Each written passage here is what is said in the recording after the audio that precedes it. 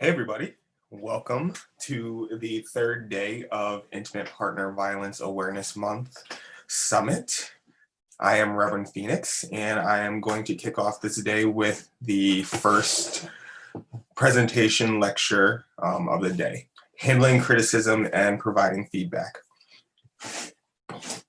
So as with everything that I've been talking about this entire weekend, this part of the presentation will keep up with the lens of the broken mirror that we've been talking about this entire time. This will continue to talk about issues with attachment. It'll continue to talk about issues with biology and environment as in roles of like creating conflict and how you manage that in relationships, and the difference in healthy relationships versus abusive relationships.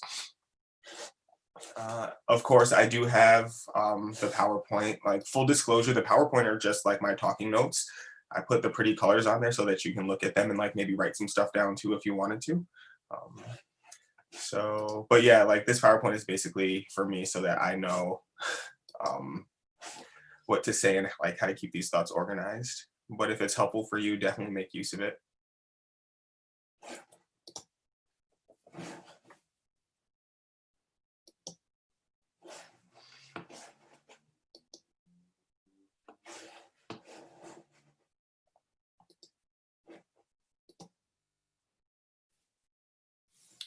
All right, so handling criticism and providing feedback. So the goals for this particular presentation are to get you to be able to describe at least one skill for responding to criticism in an effective and goal-directed way.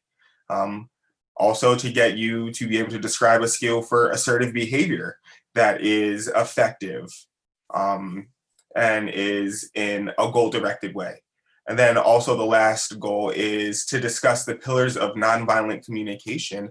And then the little secret goal is to get you to start to think about how you can apply them into your lives.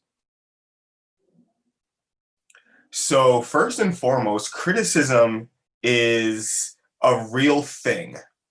It does not feel good to be criticized. However, we are all open to criticism. We are all open to critique.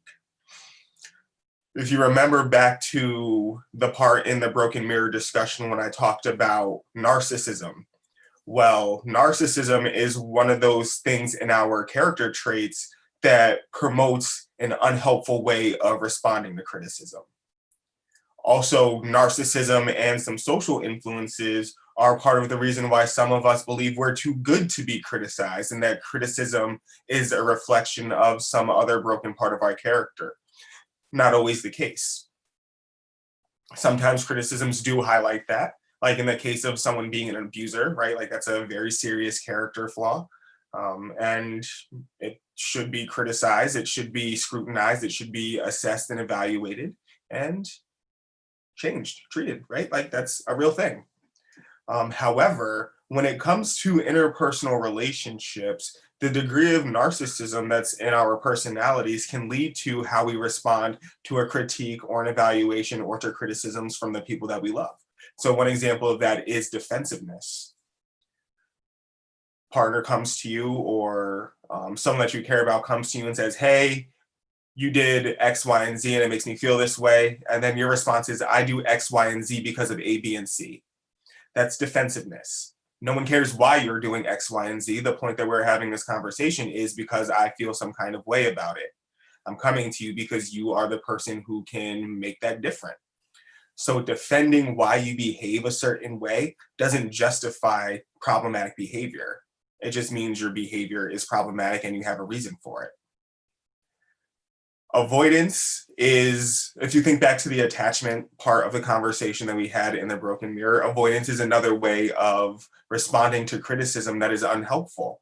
So avoidance might mean that you don't talk about it. You might bring something else up. You might change the topic. You might not be good at doing the dishes, but you are good at doing the laundry, is a way of changing the subject to avoid the criticism.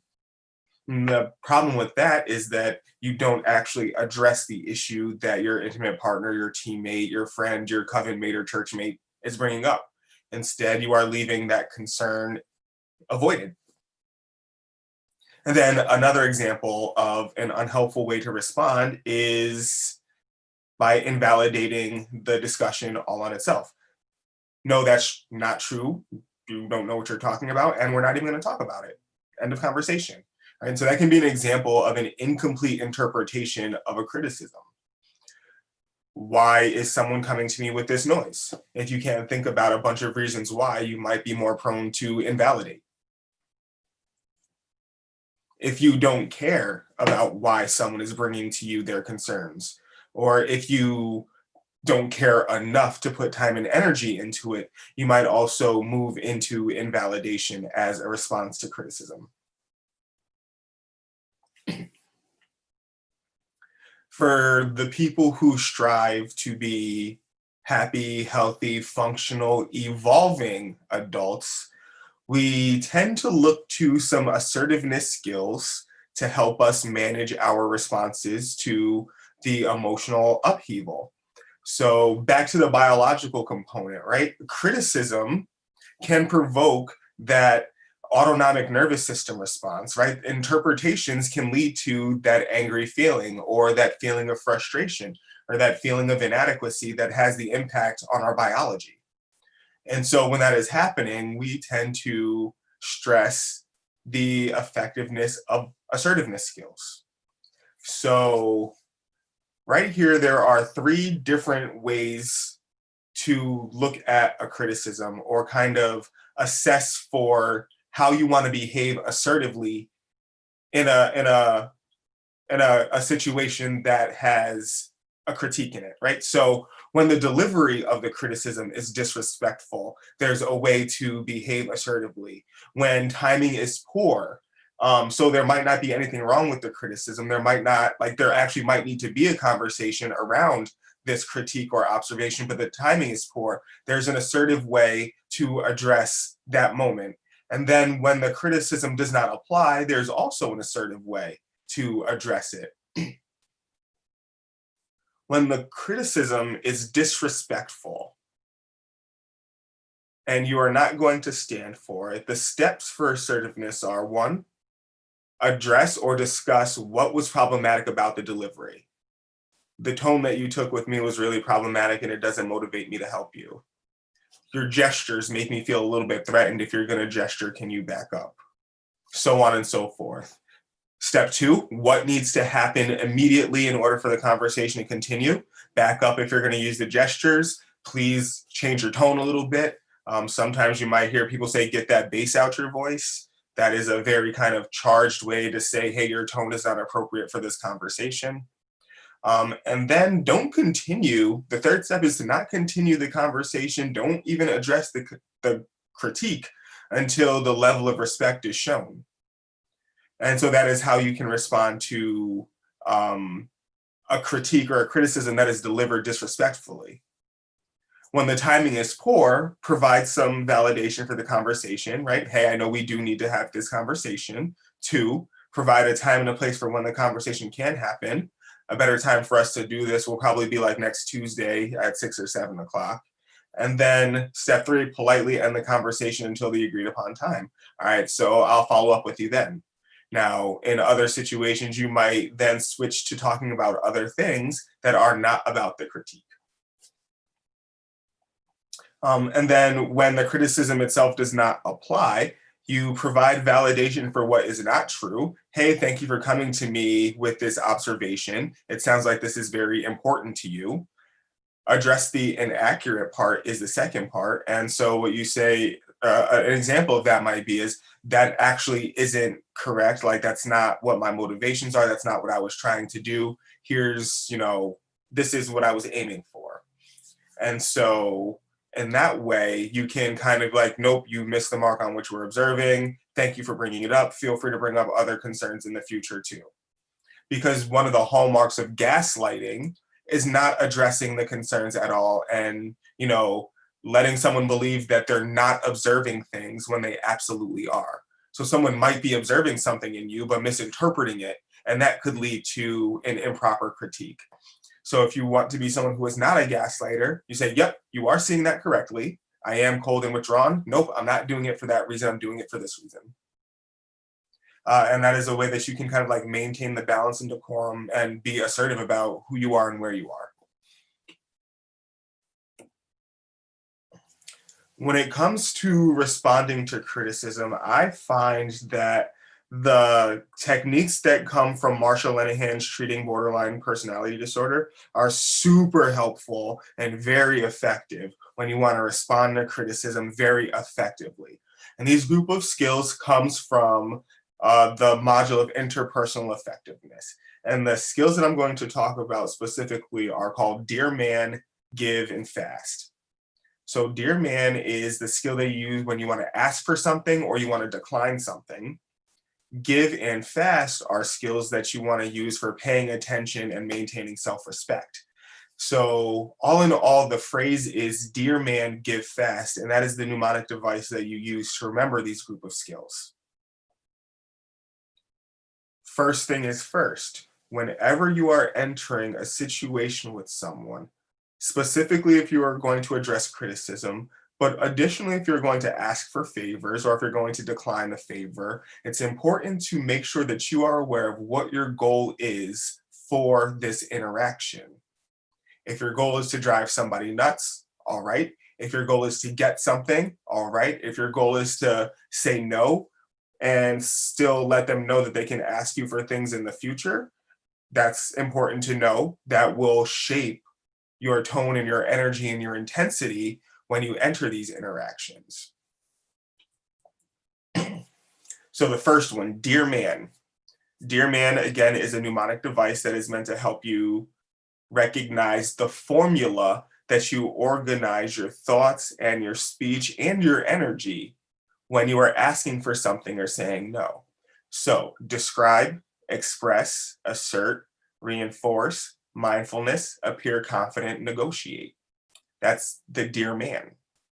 So when it comes to asking for something or saying no, the describe part is you are describing the situation that you are currently in.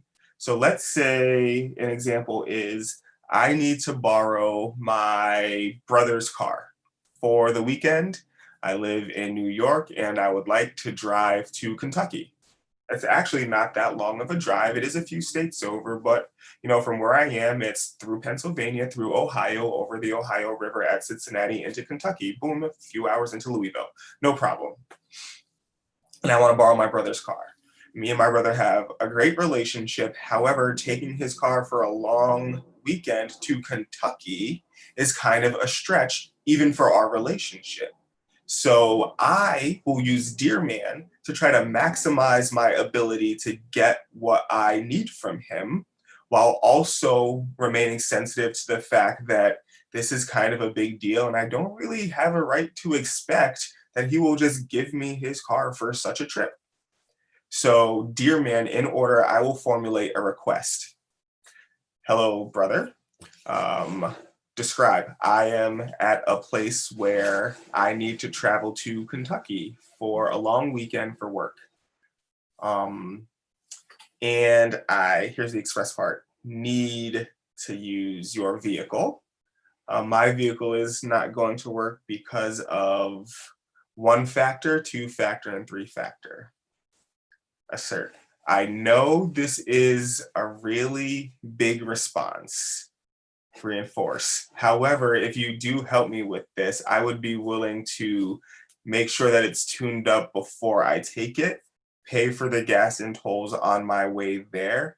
And then, of course, obviously, if anything happens to it while it's in my care, I will cover everything with my own insurance. Mindfulness. If you can't think about it right now, if you don't have the time, then I will negotiate, come back later, and you can also tell me some of your other concerns about letting me take your car. So notice the appear confident part is that my voice didn't waver. I didn't do too many of the like or ums. I was very serious about it, and I believe that I deserve to take his car for the weekend. I believe that I am responsible enough, so I am confident in those things. And so that's the appear confident. Like my voice is not shaky. I'm maintaining eye contact. I'm making sure that I am attuning to his emotional state, right? Like if you don't have time, we can have this conversation a little bit later. The negotiation part is, if what I've just said to you so far is not enough, I'll be willing to listen to what else you might want. So that is a dear man to ask for something. To say no, it's the exact same process. So, hey, little brother, I hear you need to borrow my car for work. It really sucks that I'm not able to help you right now, but the car is actually in disrepair. And so while I'm sure it would get you to Kentucky and back, I'm not super sure about the safety. So I want to reinforce my love for you, right? So I use reinforce on purpose, but like I want to still support you. So is there any other way that I can help you get to Kentucky? Right. So that's the negotiation part. So I still want to help you reinforce mindfulness. You're my brother, your career. I still want to make this work for you. Right. Confident. My voice is not shaky. The car is in disrepair. No means no. Is there some other way I can help you? Is the negotiation. And so formulating your requests and your denials in that way kind of cuts through a lot of the BS. There was no emotional hostages in there, right? Like I went to my brother because he is someone who is able to help me. He has a car that I need. He would be willing to use it, right? So I went to him with a goal of getting something done. He was the right person for the job. In return, he had to decline. There was a reason. The reason had nothing to do with whether or not he liked me, whether or not I deserved to drive to Kentucky, whether or not he believed I was responsible or irresponsible. He asserted that the fact of the matter was the car is in disrepair. And he reinforced the fact that he supports me by wanting to negotiate another way that he could help. And so that's an example of a skillful way to ask for something and say no. When it comes to applying this on criticism, you pick up on the thing that is bothering you. It could be a behavior. It might be, hey, that criticism lacks any recognition of all the things that I do around here. So you would use your describe, express, assert, reinforce to say, hey, when you come to criticize me, make sure you have a balanced argument. Or, hey, sorry, we're not going to have this criticism right now because it's not a balanced argument. I definitely will not be functioning appropriately in this conversation if I feel like I'm being shortchanged for my work. So again, if you want to have this conversation, it should be a balanced conversation, and we can do it like that. And so that is like a really like quick, um, emotionally frazzled. That was my dear man. I hit every single part, but it was like, no, I'm not going to talk about this right now. Here's why. This is what needs to happen in order for us to have this conversation. I'm not backing down from this, but I do want to talk about it. So when you come back with this, we'll have the conversation. Boom. All of the dear man. Give and fast. So these are relationship effectiveness skills. Give is the skill that you use when you are listening to someone's dear man. Give is the skill that you use when someone is talking to you almost about anything, really. And it's be gentle, act interested, validate, and use an easy manner. So that means when I am asking my brother to borrow his car, he is looking at me in the face. He's nodding like he understands what I'm saying, right? He's not doing the dishes. He's not texting somebody else. Maybe he's changing a diaper, like, certain requests don't trump parent duties, right? But he's definitely letting me know that he's paying attention to me and talking to me. Act interested. At the very least, act interested. Even if what you're talking about is not something cool, even if what you're talking about is kind of problematic for you, even if what you're talking about is something that you would much rather avoid, at least act interested. Now, historically, some of the people that I work with have said, well, isn't that inauthentic or is that being fake? I refuse to be fake. I'm not going to be a fake so and so and so and so. And my response is, well, no, it's not being fake. Because if you start off by acting interested, your body will follow, and then you will find a reason to be interested or demonstrate interest to someone who is potentially about to grant you a favor or is potentially going to negotiate with you on how they can help you, even though they can't give you exactly what you ask for. So the act interested part is super important as well. The validate part is give credit where credit is due. The truth is the truth. What's real is real. And then use an easy manner. So bringing the swearing down, bringing the tone down. Maybe you're not using offensive names. Maybe you are not using jargon or terms that your partner cannot understand. Um, this is I'll call it like the spoonful of sugar that goes with the medicine, right? Sometimes it's not what you say, it's how you say it. Well, this is the what's on your face when people are responding to you. What are you doing, saying, acting, behaving when people are reaching back out to you after you've reached out to them? And so that is the give skill. It's, okay, I hear you, I understand. Right, got it, thank you. Right, that was a give right there. If you were talking to me and I was doing that back to you, you would definitely see me as an active communicator and an active participant in the conversation, while also recognizing that it is your turn to talk and contribute. On the other side is the fast skill. And this is the skill that you use when all is said and done and you have to maintain your self respect. So, if you have to end a relationship, if you have to end an encounter, if you have to table a conversation for a later date, this is enough is enough. We end it now, and I'm going to maintain my self respect in the moment while I do it. Be fair, no apologies, stick to your values, be truthful. I got to be honest with you right now. This conversation is not going the way that I thought it would.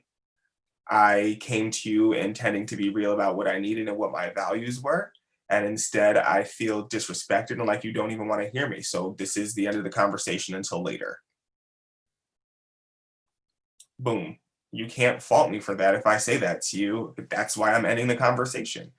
Don't follow me, don't touch me, don't grab me, don't do anything to try to keep me in your presence after I've said enough is enough. Anything that you do after I communicate that to you is the violation of the boundaries. That is the exercising of the power and the control.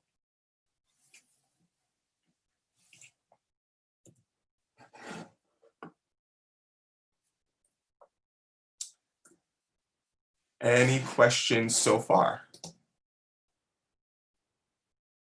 Nope. Okay. So when it comes to nonviolent communication, there are some aspects of awareness that we have to become aware of. This kind of sets the stage for adopting nonviolent communication as a lifestyle choice, not just a skill that you use to get what you want, not just a skill that you use to get out of hot water or to avoid harmful or negative consequences, but as a way of changing the way that you interact with people and changing the way that your relationships kind of feel, and also changing your relationship with yourself, because really getting into a state of mind of nonviolent communication also has a tendency to lead to the way that you talk to yourself with your thoughts, right? So your own internal dialogue becomes less violent when you adopt a stance of nonviolent communication. Language is way more important than we've given it credit for in the past, but I'm really starting to see that the way that we talk to each other and interact with each other is about to start getting a lot more attention, because there is documented empirical evidence that supports the way that language interacts with our experience and our perception of reality.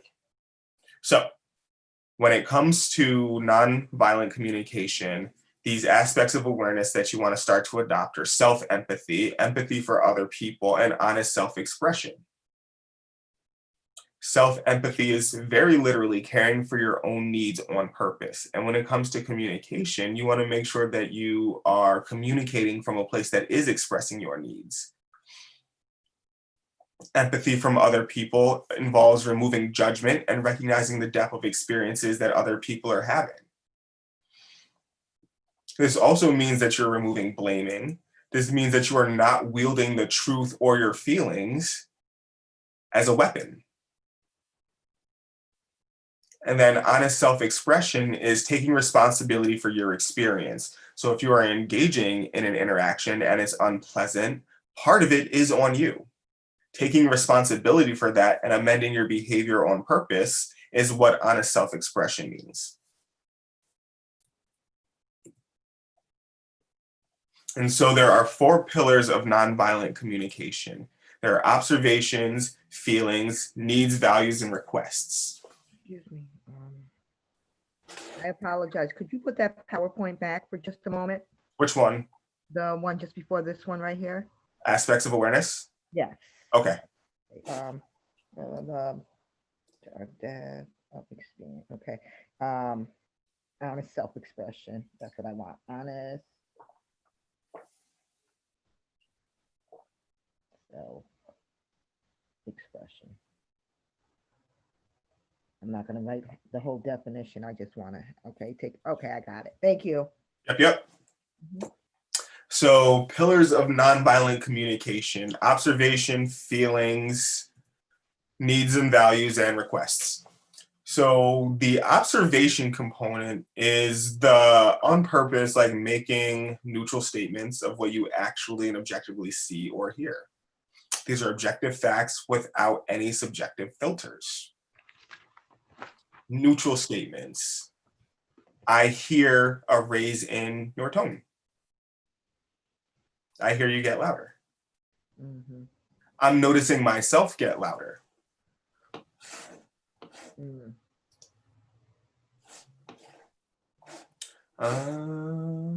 Let's see. Uh,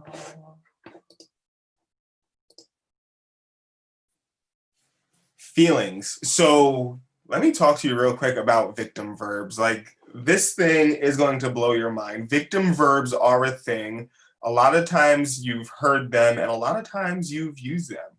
But victim verbs are these thoughts that are disguised as feelings. And they often do contain blame and some judgment, right? So like, I feel insulted right now, or I feel attacked, or I feel blamed, I feel unappreciated, disrespected, annoyed, misunderstood, so on and so forth. Those are victim verbs. And the reason why they are victim verbs is because there's no such feeling as blame. There's no such feeling as unappreciated. There's no such feeling as attacked. Those are things that can behaviorally actually happen. And so if you say, I feel that, then you kind of make someone responsible for demonstrating how they're not actually doing that. When it's very clear, like, you know, when you're being attacked, someone will say something and it'll be an attack. The truth does not have to be an attack. The truth can be stated in a neutral way that is not wielded, specifically to harm. So when it comes to the pillars of nonviolent communication, our feelings are the expressions of pure emotions and body sensations, rather than what you think or perceive someone is doing to you. So you might say, okay, that statement confuses me. Or, okay, I don't understand that. Or, I'm feeling a little jealous when you talk to that person. Or, I'm feeling a little down because the anniversary of my parents' passing is approaching.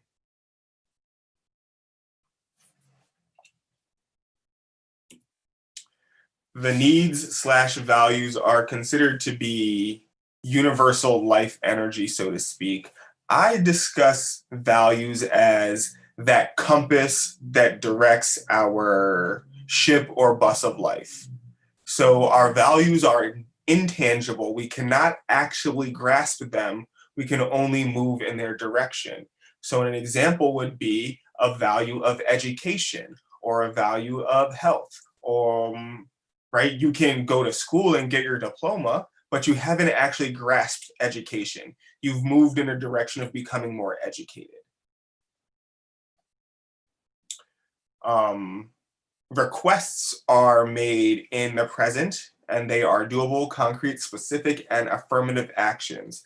Requests are most effective when you are making them from people who can actually help you.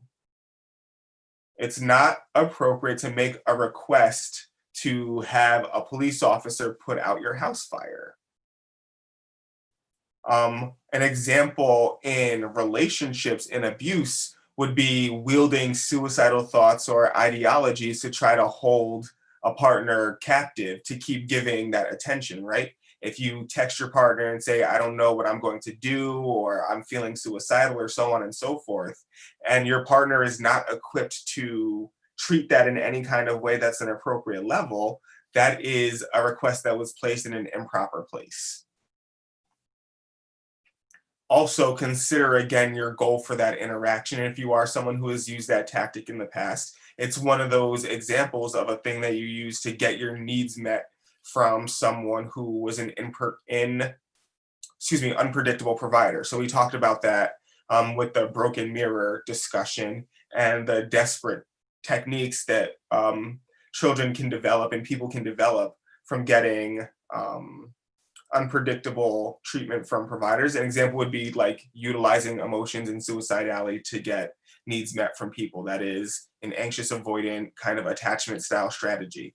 And it's also an example of placing a request on someone that possibly cannot or will not meet it. So there are two types of requests. There's connection requests and action solution requests.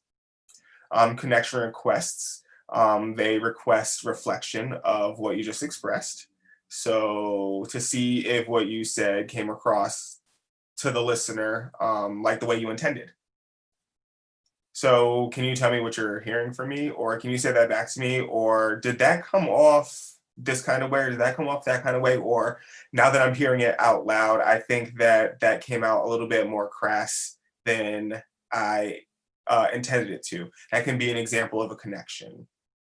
And then the action solution ones, requests for strategies to meet needs.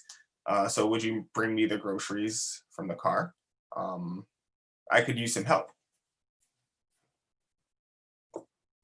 So these four pillars of nonviolent communication superimposed over these aspects of awareness lead to a way of communicating with others that is wholly authentic, in tune with what you're observing, what you need, and also helps you negotiate best ways to go about getting it. And doing this really kind of removes you from that risk of being an abuser. It removes you of that risk of wielding your authority in inappropriate ways. It removes you from the risk of participating in any of these strategies that kind of removes power and control and agency away from another individual, right? So if you remember back to what I said yesterday, there's a difference between responding from a place of emotion, specifically anger, and engaging in abuse tactics. So one of the things that has to happen is you have to really take a look at what you are doing habitually in response to your emotions. Are you habitually taking away your partner's agency? Are you habitually engaging in behaviors that is meant to get them to behave in a manner that you are more comfortable with? Are you habitually responding to your emotions in ways that terrorize your partners or your family? Move away from those behaviors and start departing from the thoughts that you are entitled to behave in ways that get your needs met at the expense of other people. Start to recontextualize what your relationships could be looking like when everyone feels safe to be honest. And imagine what you could build in that way. Remember, again, the difference between emotions and emotional behavior and abusive behavior. And also remember that your feelings do have a biological component to it that impacts the way you feel and it motivates behavior.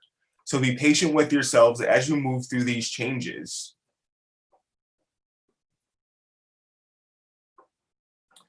A lot of this takes place in the brain, of course. And we did, over the course of this entire weekend, talk about the why behind it. That's the psychoanalytic broken mirror. We talked about the biology in the brain, where the nervous system is, and how our environment determines what genetics and what traits are fired when we develop. And all that plays a role in how we form habits and how we treat each other. So as you contemplate these things, these skills, these perspectives, and you think about the way that you are interacting with other people, start to think about what it would take to start to do things a little bit more skillfully, a little bit more intentionally, and with a goal of building the life that you want, maybe known as a life worth living, if you are a fan of Marsha Linehan. Or maybe getting out of like these old patterns that keep you stuck in a way that's truncated or stagnated and moves you more in a position of growth and expansion. So contemplate that, and where you can kind of start to interrupt these problematic cycles. Are there any questions? I was just wondering, is there a way that you can make these PowerPoints available to me? No, There's not. Okay. I will. I can send it to you. Okay. But Okay. also this, like part of these PowerPoints makes up the curriculum for the Blue Door training program. So any of, the clergy who wants to come in and get trained will also have access to this as well. So there will eventually be a place where, or not even eventually, there is a place now where all this stuff is stored. So I can send it to you. I was just being a smart ass. Oh, okay.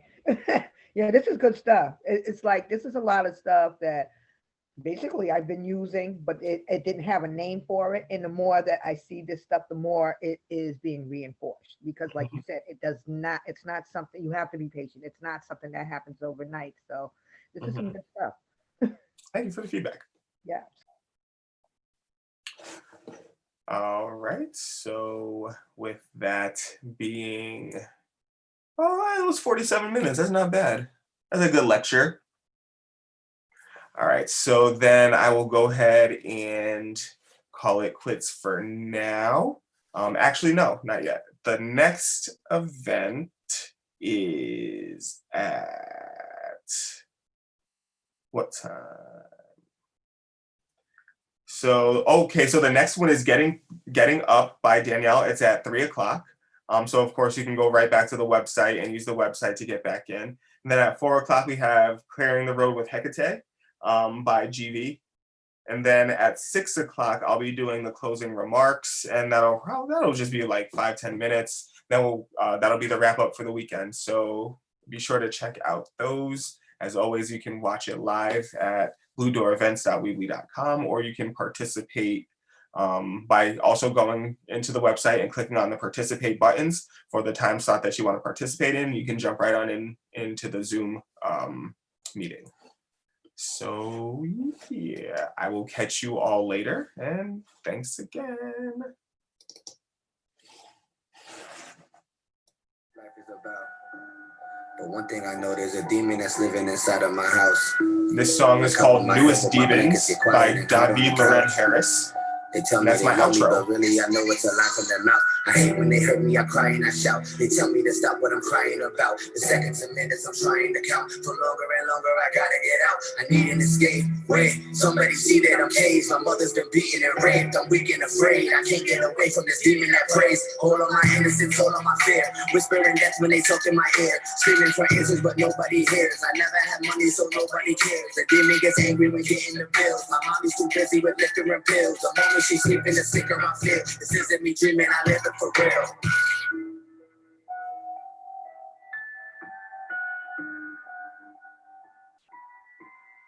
I'm just a kid, where is the love? Never had friends, never had much. I go to school and sit on the bus. I see other kids get kisses and hugs. My mommy gets high, she listens to drugs. She leaves me at night and strips at the club. The demon walks in, he's sipping his mug. He says what he does cannot be discussed. He says that he loves me, I know that it's lies. Nobody's at home to hear out my cries. I lay there in bed with these tears in my eyes, praying that one day the demon will die.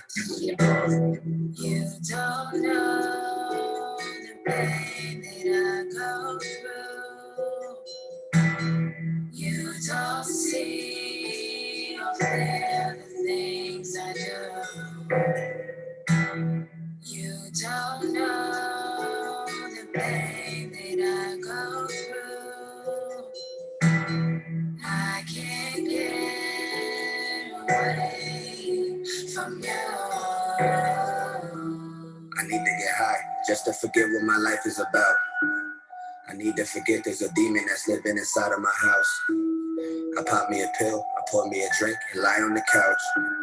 I tell him I love him, but really he knows it's a lie from my mouth. I hate when he hurts me, I cry and I shout. He hits me and says what I'm lying about. The seconds and minutes I'm trying to count. Me and my daughter, we gotta get out. We need an escape. Wait, nothing around me is safe. I always get beaten and raped. He's heated and raged. I can't get away from this demon that prays. All of my weakness and all of my soul. Keeping these secrets is taking a toll. I wanna get out, but I'm not in control. Give me a ladder to climb out this hole. Somebody save me.